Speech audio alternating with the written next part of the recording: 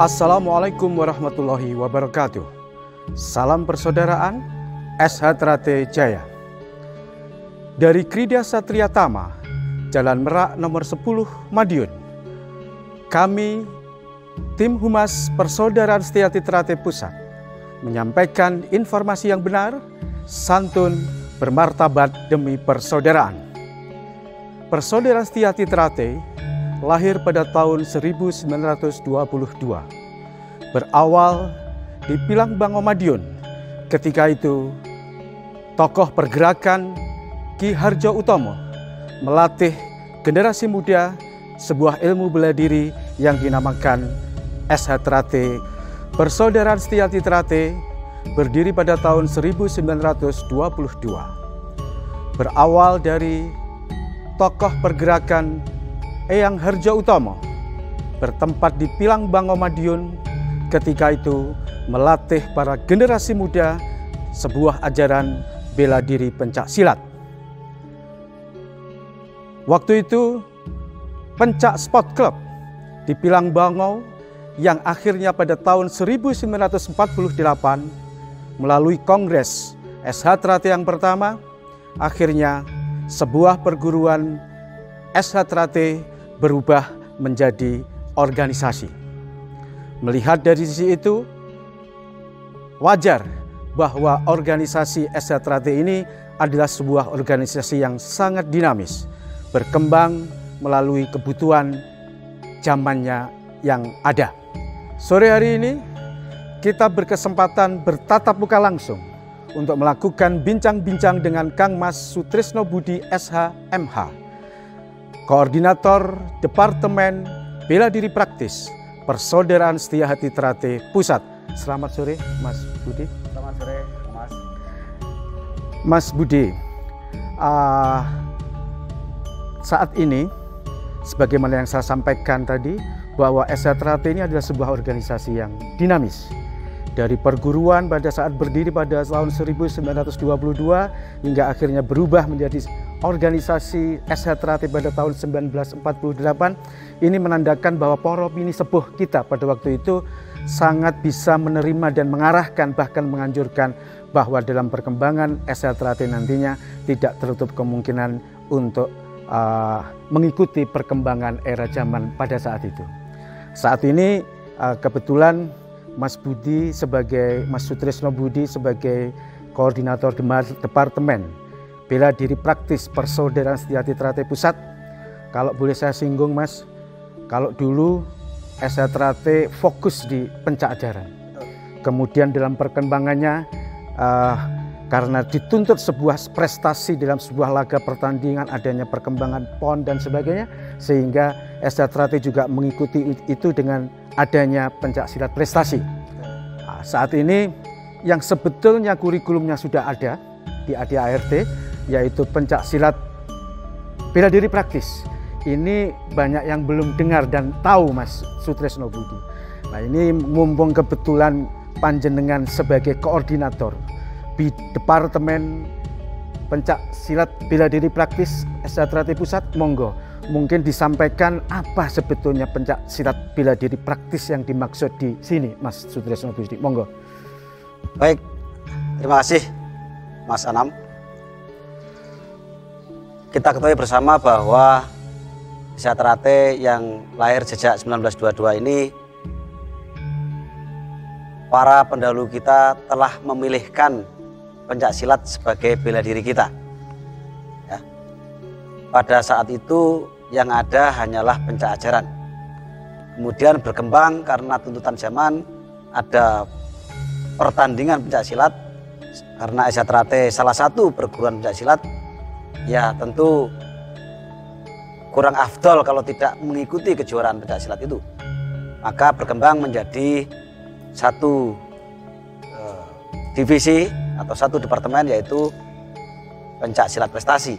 Nah, di Parapatan Luhur 2016 muncul departemen baru, yaitu Departemen Bela Diri Praktis. Ini memang baru dan ini tentu saja sejalan dengan cita-cita leluhur di mana Esatrate itu harus berkembang dan beradaptasi sesuai dengan kondisi zaman. Nah, begini Mas Anam, pencak silat ini kan bela diri warisan nenek moyang bangsa Indonesia. Ya, betul Mas. Bahkan saat ini sudah diakui dunia, pencak silat itu lahirnya di Indonesia. Nah, sebagai negara yang melahirkan pencak silat, maka apabila pencak silat itu tidak memiliki suatu karisma yang baik, maka tentu saja sebagai negara yang melahirkannya juga wibawanya berkurang. Nah, akhir-akhir ini di era teknologi informasi yang berkembang sedemikian pesat, masyarakat begitu mudahnya mengakses informasi, membandingkan bela diri satu dengan bela diri yang lainnya, sehingga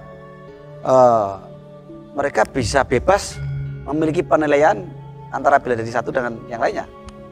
Bisa jadi saat ini masyarakat memandang sebelah mata terhadap pencak silat secara umum, termasuk kita sebagai perguruan pencak silat salah satunya. Satu contoh, sekarang muncul MMA, ya. Karena kita kurang melatih salah satu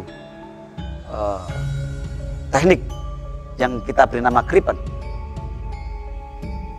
kita adik-adik kita yang beberapa yang mengikuti MMA itu terkesan tidak berdaya. Padahal ajaran Kripen sudah ada di kita ya. Ajaran Kripen sudah ada, tapi tidak pernah dilatih lagi. Karena tidak di pertandingan pencak silat prestasi itu tidak dipertandingkan. Itu satu contoh, ya. Di sisi lain, masyarakat milenial ini sukanya serba instan, sukanya serba praktis. Mereka dengan mudahnya mengakses bela diri, sedangkan sisi lain pencak silat Esatrate ini kalau akses di internet itu yang ada adalah keganasan, kegarangan saja, yang itu bisa jadi menimbulkan persepsi yang kurang baik di masyarakat. Maka ini juga menjadi permasalahan yang harus kita cari solusinya. Kemudian teknik-teknik bela diri praktis leluhur kita yang jarang dilatih, ini kami tengarai terkubur entah karena apa. Nah, kami dari Departemen Bela Diri Praktis ini ingin memulai kembali menggali teknik-teknik para leluhur tentang Kripen, tentang bela diri praktis untuk memenuhi tuntutan zaman saat ini yang ada pertandingan MMA yang masyarakat mintanya selalu instan saja, ya. Ini yang akan kita coba untuk penuhi. Tadi Mas Sutresno Budi mengatakan instan, praktis, dan taktis. Ya. Ini tuntutan zaman di era milenial ini, sehingga masyarakat bisa mengakses semua perguruan pencak silat utamanya yang ada di Indonesia ini melalui media sosial, ya, melalui media informasi teknologi. Ya. Tidak hanya pencak silat, ya, tapi semua bela semuanya. Diri. Ya tinju, ya taekwondo, ya muay thai, ya gulat, ya jiu-jitsu, semua mereka bisa akses. Okay. Jadi mereka bisa membandingkan dan mereka bisa menilai dan mereka juga bisa memilih. Nah, mungkin ini bisa dikatakan pencak silat adalah sebuah warisan adiluhung nenek moyang bangsa Indonesia yang sebetulnya saat ini yang berkembang di era saat ini sebetulnya sudah ada pada waktu itu, seperti teknik bantingan yang sekarang sering dipraktekkan di MMA dan sebagainya. Kita sudah ada yang namanya Kripen. Mungkin khususnya adik-adik keluarga besar Esatrate ini pencak ajarannya lebih fokus kepada senam jurus dan materi-materi yang lain, mungkin perlu adanya sebuah wawasan pengembangan teknik-teknik yang lain, teknik toya, teknik kripen dan sebagainya. Mungkin itu harus yang lebih akan ditekankan oleh Departemen Pencak Silat bela diri praktis ini ya Mas. Ya, itu salah satunya. Jadi yang pertama kita akan mengumpulkan teknik bela diri praktis, baik itu dari leluhur, dari sesepuh, dan dari para praktisi SHTRAT yang sekarang sedang ada. Ya. Kita akan kumpulkan teknik bela diri praktis yang ada. Kemudian kita akan rumuskan program untuk mensosialisasikan produk bela diri praktis SHTRAT untuk memenuhi tuntutan masyarakat tentunya ya. Sehingga suatu saat nanti kita akan memiliki modul-modul pelatihan-pelatihan yang praktis. Misalnya latihan bela diri praktis pencak silat PSHT 30 menit untuk wanita. Program latihan 30 menit untuk anak-anak bebas pembulian. Latihan 1 jam untuk tenaga keamanan. Ini nanti akan menjadi produk kita. Nah, salah satunya inovasi kami nanti adalah akan membudayakan sambung kripen. Ya, kita tahu perkembangan MMA. Kami lihat kita sudah punya pukulan selayaknya petinju.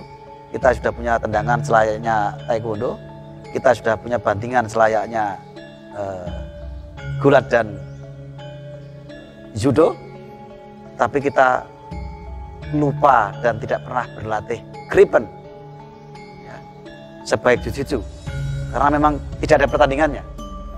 Saya yakin ketika kita membudayakan sambung kripen, dan mungkin nanti kita akan mengadakan pertandingan kripen, nah, akhirnya nanti kita bisa lengkap, ya.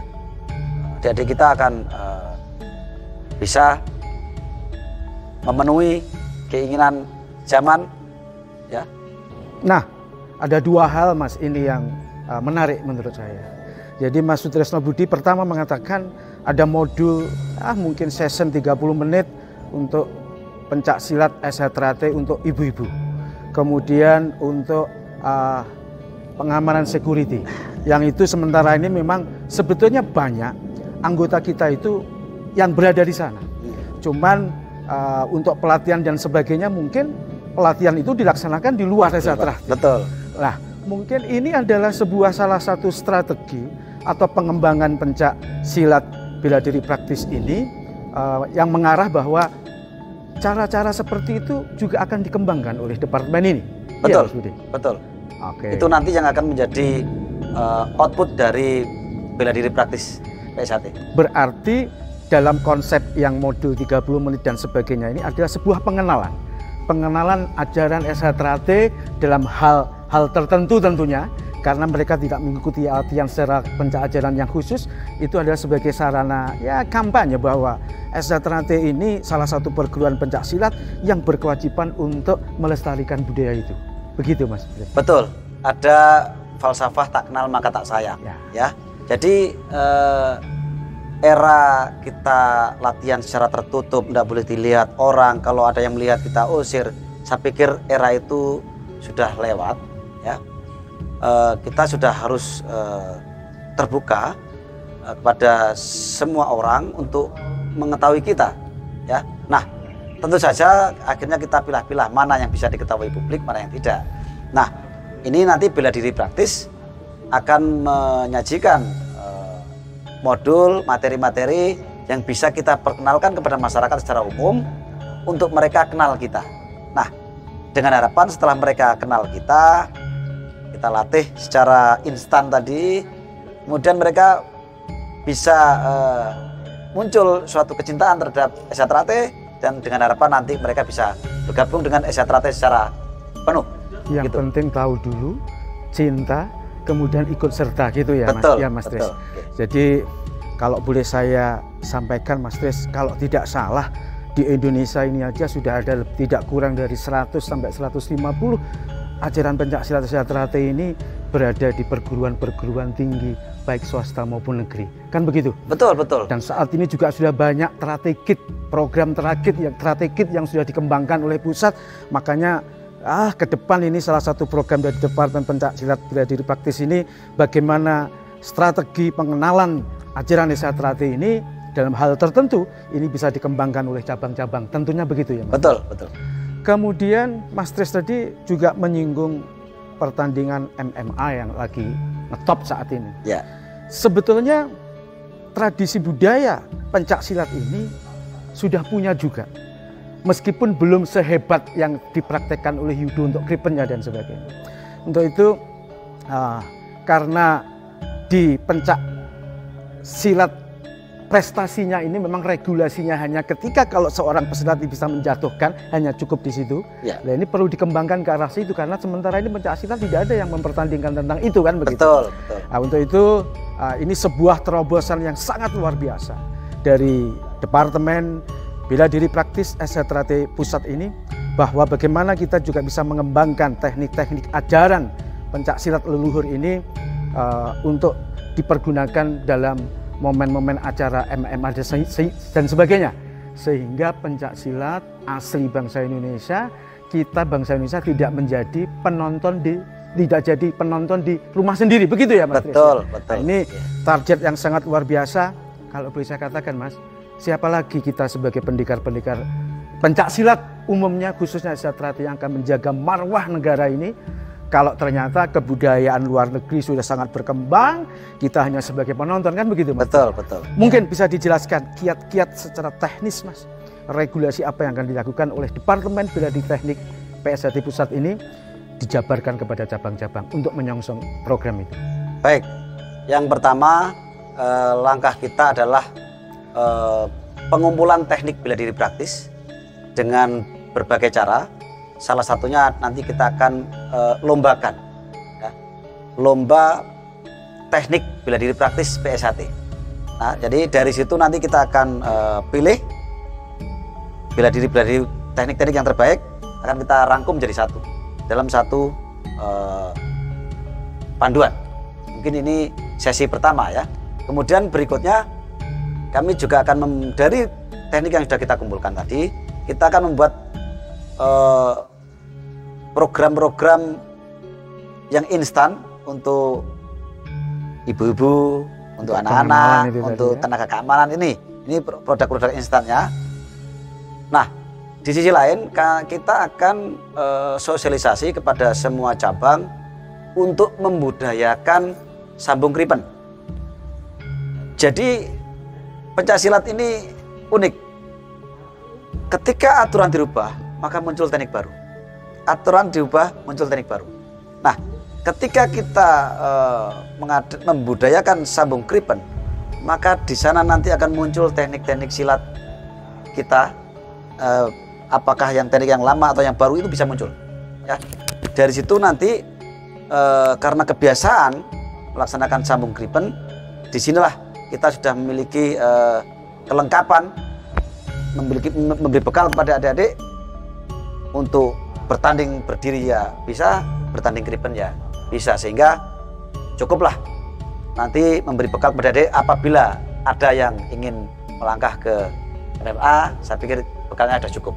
Sejahtera juga sudah pernah ada pada eranya almarhum Mas Tarmaji kalau tidak salah, tarung bebas SH Cup kalau tidak salah ya. Betul, betul. Ini lebih difokuskan ke kripen ya? Ya, karena waktu itu belum familiar teknik kripen ya, dipertandingkan ya.